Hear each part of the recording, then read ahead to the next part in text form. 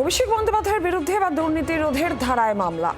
আমফানে ক্ষতিগ্রস্তদের বাড়ি মেরামতিতে কেন্দ্রীয় সরকারের দেওয়া অর্থে দুর্নীতির অভিযোগ। অভিষেক বন্দ্যোপাধ্যায়, 2 বিডিও, 1 অতিরিক্ত জেলাশাসক এবং পঞ্চায়েত প্রধান ও পঞ্চায়েত সদস্যদের নাম রাখা হয়েছে এই এফআইআরে।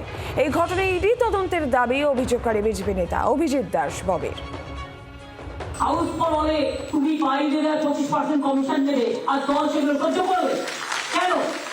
এইসব দল সহ্য করবে না। যদি কেউ নিয়ন্ত্রণের ফেরত দিয়ে দেবে 2000 টাকা থেকে 200 টাকা নিতে হবে।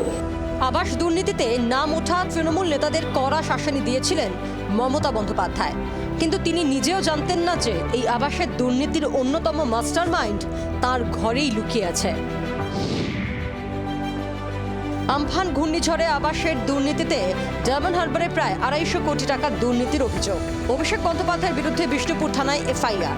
মামলাকারী একটা সময় ডায়মন্ড হারবারে লোকসভা নির্বাচনে অভিষেকের বিরুদ্ধে প্রার্থী হওয়া বিজেপির অভিজিৎ ববি দাস।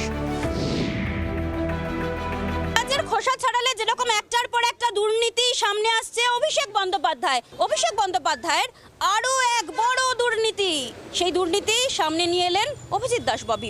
শুধু বিষ্ণুপুর 1 এবং 2 এ আপনার 57 কোটি 86 লক্ষ টাকা, সেই টাকা কোনো হদিশ নেই। প্রাইম অ্যাকুস্ট হিসেবে আমরা প্রথমে দিয়েছি অভিষেক ব্যানার্জি। 2020-তে যে সমস্ত ভিডিওরা ছিলেন সে ভিডিও বিষ্ণুপুর 1 and 2 এর। এছাড়া হচ্ছে অ্যাডিশনাল এডিএম সাগর চক্রবর্তী ছিলেন তখন, এখন পিএসসি সেক্রেটারি আছেন, কিন্তু আমাদের মেইন টার্গেট হচ্ছে অভিষেক ব্যানার্জি। অভিজিৎ দাসের অভিযোগ, আমফানে ক্ষতিগ্রস্তদের বাড়ি মেরামতে 7টি সুপারিশে নাম মিলেছে অভিষেকের।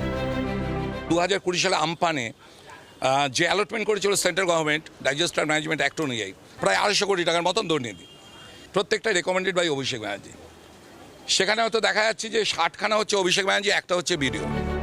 শুধু আমফান নয়, বছর পর বছর পঞ্চায়েতে অর্থেও দুর্নীতি হয়েছে। এর জন্য অভিষেক বন্দ্যোপাধ্যায়ের দিকে আঙুল তুলেছেন অভিজিৎ। 2013 থেকে 2018 অবধি প্রতিটা পঞ্চায়েতে অ্যাভারেজ এসছে হচ্ছে আপনার 26 কোটি 27 লক্ষ টাকা, অর্থাৎ এক একটা বুথে এসছে প্রায় 2.25 কোটি টাকা। ডায়মন্ড হারবারে ভালো মন্দের সঙ্গে অভিষেকের কোনো চোখ নেই বলেও অভিযোগ অভিজিৎ দাসের। তাকে বহিরাগত বলেও তোপ দাগেন তিনি। ডায়মন্ডবাসীর সঙ্গে এইভাবে রক্ত চুষে এই গদ্দারকে ছাড়া উচিত নয়, ও আমাদের অভিশাপ। অভিষেক একটা চোর, অভিষেক এখানে ক্রিমিনাল তৈরি করেছে, চোর তৈরি করেছে, ওকে ছাড়লে আমাদের পাপ হবে। পিপিলিকার পাখা গজায় মরিবার তরে। এর আগে আমফানে সামনে এসেছিল জেলে ভূতের তথ্য। ফলতায় মিলেছিল 10,000-এর বেশি জেলে ভূত, যাদের নামে আমফানে অর্থ বরাদ্দ হয়েছিল, অথচ ফলতায় মৎস্যজীবী সংখ্যা মেরে কেটে 250। তাও এদের অধিকাংশের কাছে আমফানের আর্থিক অনুদান পৌঁছয়নি। ঠিক একই কায়দায় বিষ্ণুপুরের 1 ও 2 নম্বর ব্লকে আমফানে যত সংখ্যক ক্ষতিগ্রস্ত বাড়ি দেখানো হয়েছে তত সংখ্যক বাড়ি নেই বলেও অভিযোগ অভিজিৎ দাসের। আমফানে দুর্নীতি তদন্ত ইডি হাতে নিক বলেও দাবি তার। অতএব চক্রব্যূহের ফাঁস আরও চেপে বসছে অভিষেকের ঘাড়ে। মৌমিতা চক্রবর্তী রিপোর্ট, জি 24 ঘন্টা।